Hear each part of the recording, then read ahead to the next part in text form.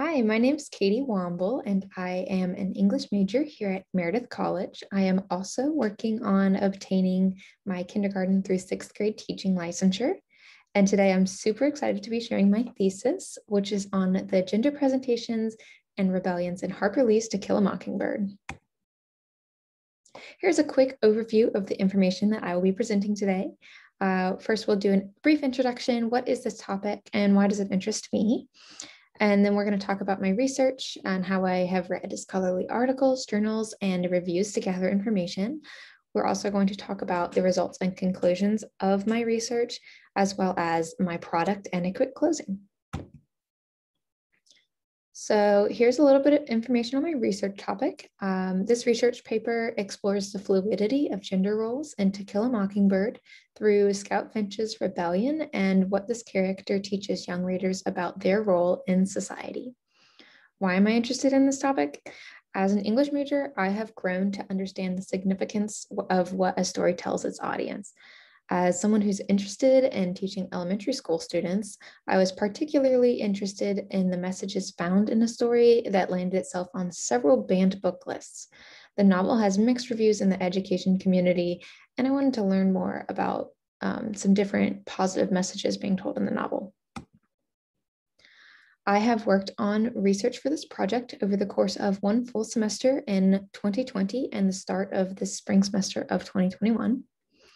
At the start of this project, I was interested in hearing about the novel from the perspective of many literary critics.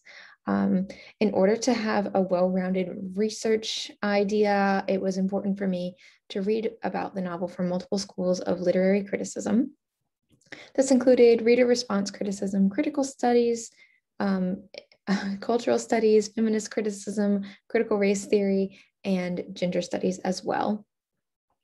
All of the information was collected into one large document in the form of a detailed annotated bibliography. And the purpose of this document was to have something that I could look back onto for reference later on.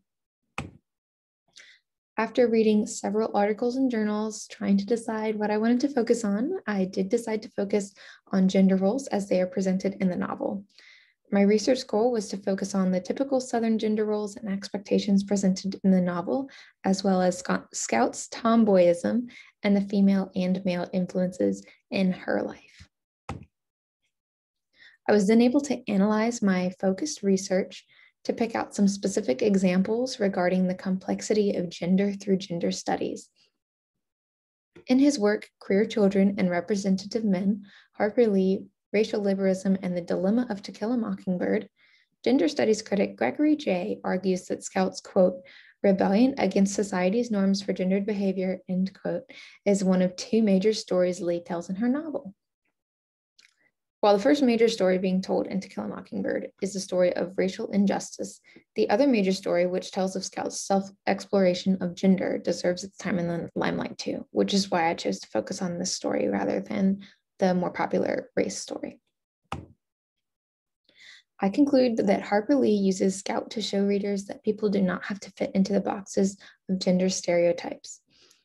Scout defies the limitations of gender roles in her dress, play, language, and thought process, all of which readers can clearly see in her unique narration of this story.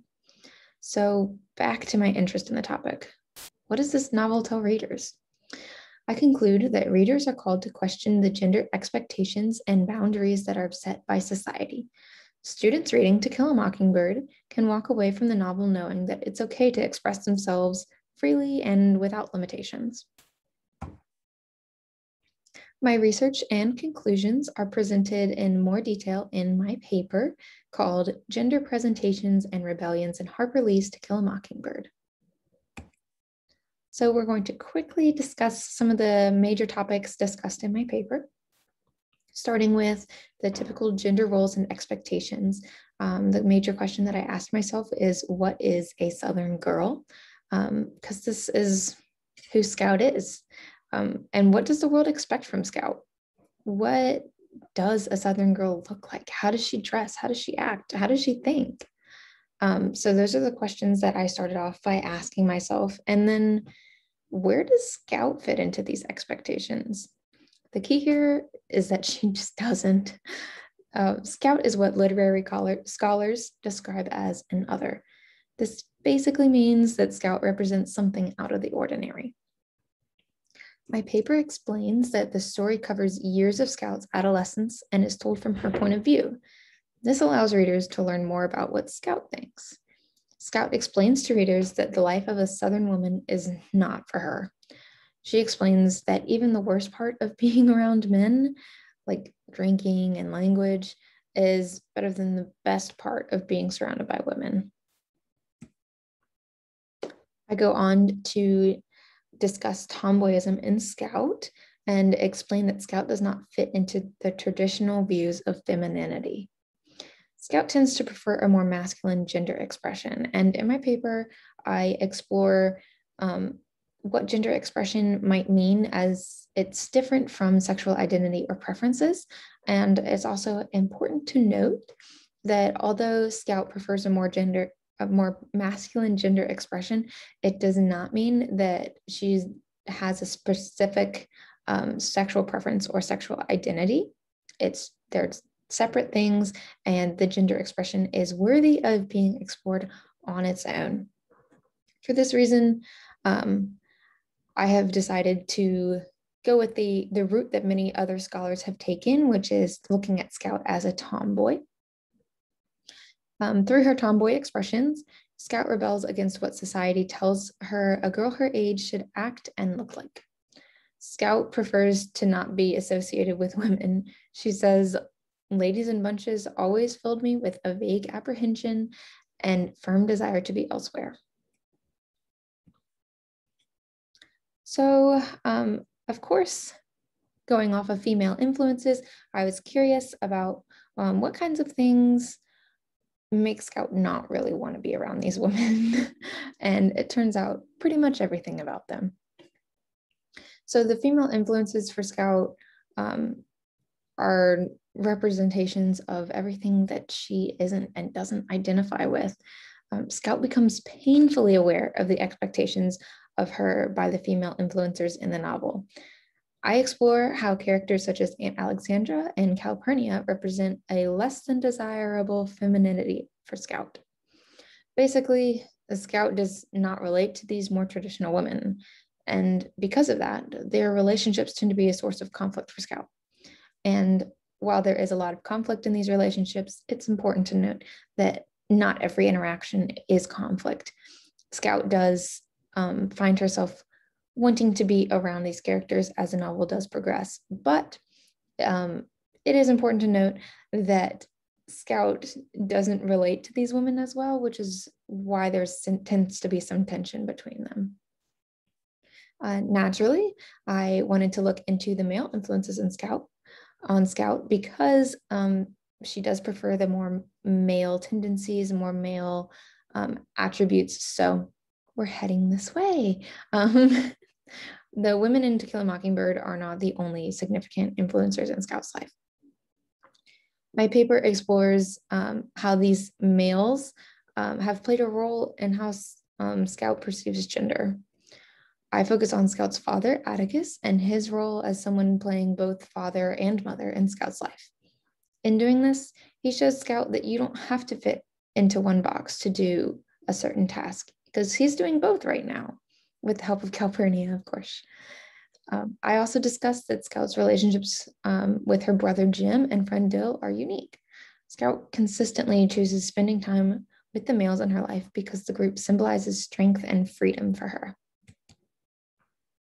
So what does all this teach readers?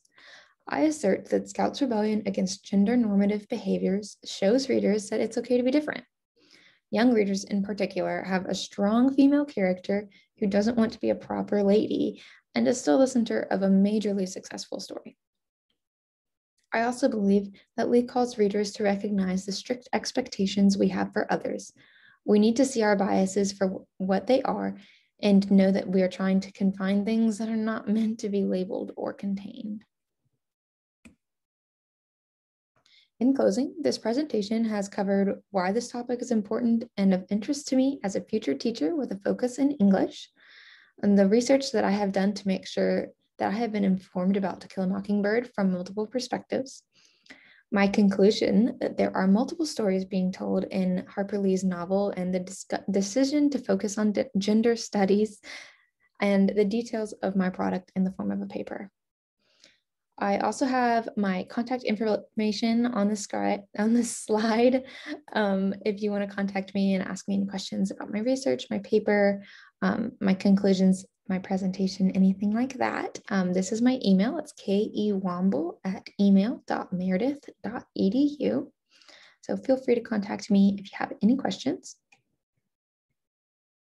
And I also wanted to say a huge thank you to my thesis advisor, Dr. Laura Fine, as well as Dr. Robin Colby for assisting me in my research process. I would also like to give credit to the presentation template, which was created by SlidesGo, and the icons and infographics and images are also provided by SlidesGo and their affiliates. I hope you enjoyed the presentation, and please contact me if you have any questions.